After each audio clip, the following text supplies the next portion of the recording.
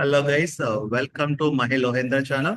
So ఈ రోజు యాక్చువల్గా ఈ వీడియోలో మనం డిస్కస్ చేసుకునే వీడియో ఏంటంటే మనందరికీ తెలుసు ఉమెన్స్ ప్రీమియర్ లీగ్ అయితే స్టార్ట్ అయిపోయింది. సో సెవెంత్ మ్యాచ్ అయినా Mumbai Indians women's versus RCB women's match announcement production చూద్దారు. సో అంటే ఈ టూ టీమ్స్ కూడా చాలా స్ట్రాంగ్ టీమ్స్, మనందరికీ తెలుసు మంచి డిమాండ్ అయితే ఉంది.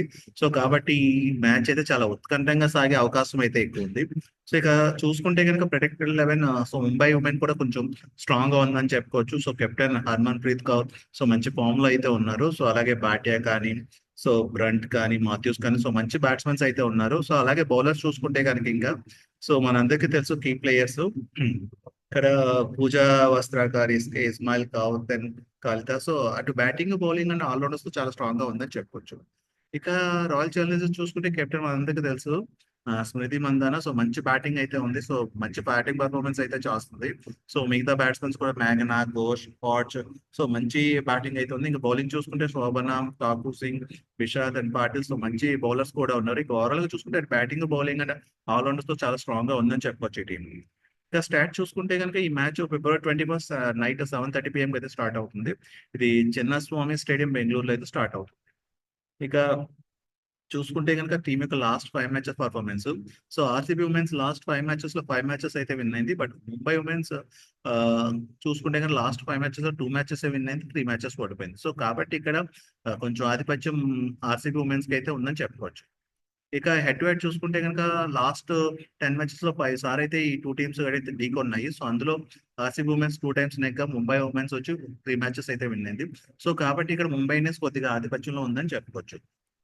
ఇక టీమ్ పాయింట్స్ టేబుల్ చూసుకుంటే ఆర్సీబీ ఉమెన్స్ 2 మ్యాచెస్ లో 2 మ్యాచెస్ విన్ అయింది, 4 పాయింట్స్ తో ఉంది. బట్ ముంబై ఉమెన్స్ 2 మ్యాచెస్ కి ఒక మ్యాచ్ ఓడిపోయింది, ఒక మ్యాచ్ గెలిచింది కాబట్టి 2 పాయింట్స్ తో ఉంది.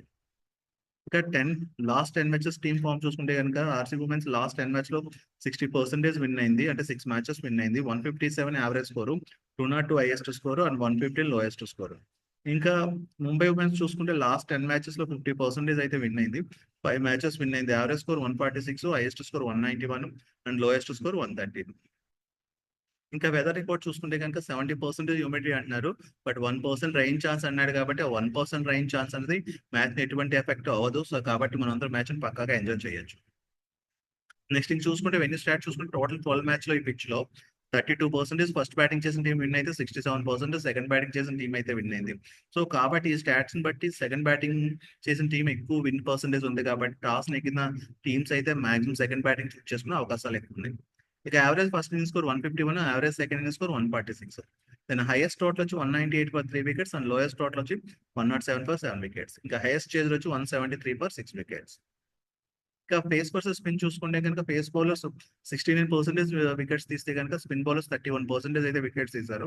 కాబట్టి ఇక్కడ కొంచెం ఆధిపత్యం అయితే పేస్ బౌలర్స్ కి ఎక్కువ ఉంది. కాబట్టి టీమ్ కాంబినేషన్ లో పేస్ బౌలర్స్ కి ఎక్కువ అవకాశం ఇచ్చే అవకాశం ఎక్కువ ఉంది. కాబట్టి టీమ్ కాంబినేషన్ లో పేస్ బౌలర్ ఎక్కువ కీ రోల్ ప్లే చేసే అవకాశాలు ఎక్కువ ఉన్నాయి. ఇది ఓవరాల్ గా ఈ match announce and production. So ఈ match announce and production base చేసుకుని మా టెలిగ్రామ్ ఛానల్లో అయితే రిజల్ట్ అయితే పోస్ట్ చేయడం జరుగుతుంది. మా టెలిగ్రామ్ ఛానల్ లింక్ మీకు డిస్క్రిప్షన్లో ఇవ్వడం జరుగుతుంది. సరే, ఆ లింక్ ద్వారా మా ఛానల్లో జాయిన్ అవ్వండి. మరిన్ని మోర్ అప్డేట్స్ మా ఛానల్ ద్వారా పొందండి.